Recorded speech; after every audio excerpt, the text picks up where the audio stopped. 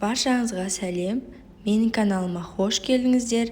Бүгін сіздермен бір жасағаннан шығатын өте дәмді әрі нәзік сүзбелі пирогтың рецебімен бөлісемін. Ең алдымен құрғақ таза ыдысымызға ұнымызды саламыз. Одан соң разрыхителімізді ұнымыздың үстіне саламыз. Екеуін араластырып аламыз.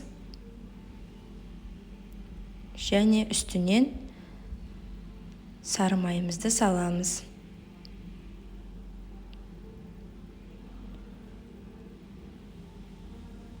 Келесі кезекте қантымызды салып, қолымыздың көмегімен жақсылап араластырамыз. Бізде песочный тесто дайын болу қажет.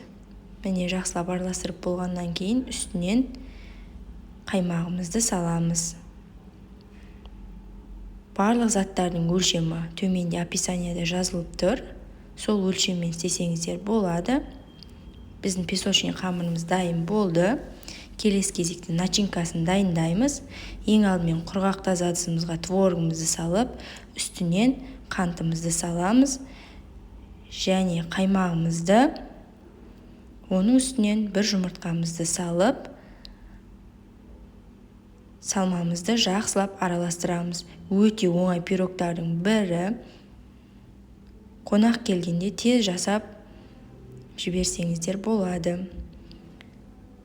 Біздің начинкамыз да дайын болды. Жаңағы қамырымызды, песочный тестамызды екіге бөліп алып, бірінші бөлігін астына төсейміз және ортасына жаңағы дайын болған начинкамызды осылай салып шығамыз.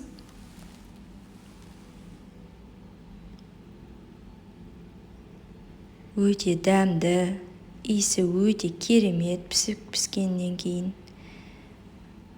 Және өте оңай, тез дайындалатын сүзбелі пирогтарымыздың бірі. Жасап көріңіздер. Бұл пирог өзіме қатты ұнайды. Осылай сүзбемізді салып болғаннан кейін екінші песочный тестамыздың екінші бөлігін осылай бетіне сеуіп шығамыз. Осы кезде пешімізді 180 градусқа қоямыз. Қызғаннан кейін пирогымызды сала берсек болады. 180 градуста 40-45 минутта пісіп шығады. Міне осылай әдемі болып шығады. Міне біздің сүзбелі пирогымыз дайын болды. Иісі өте керемет. Дастарханға қойсаңыздар өте әдемі, өте дәмді. Кесіп көрсетемін сіздерге. Видеоны соңына дейін көріп, тамашалағандарыңызға рахмет.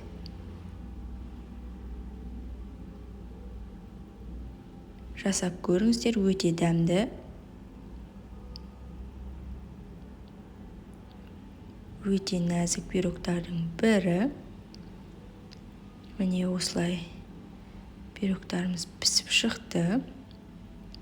Видео ұнаса каналға тіркелеміз, лайк басамыз, қолдау білдіреміз. Сіздермен бірге болған Диана. Өте оңай пирогты жасап көріңіздер. Ас болсын, сау болыңыздар.